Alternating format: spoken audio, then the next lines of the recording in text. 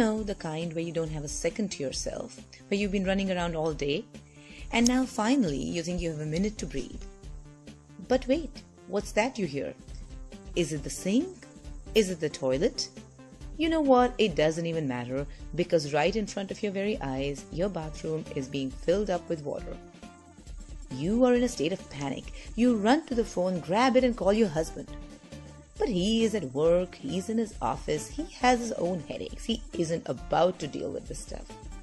So then, you get to your computer. Which plumber do I call now, you think?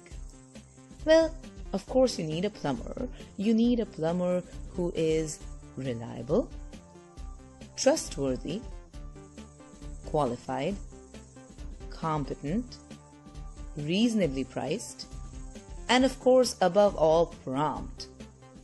If you are in a similar situation, then click on the contact information below and get the only plumber you will ever need. Call now.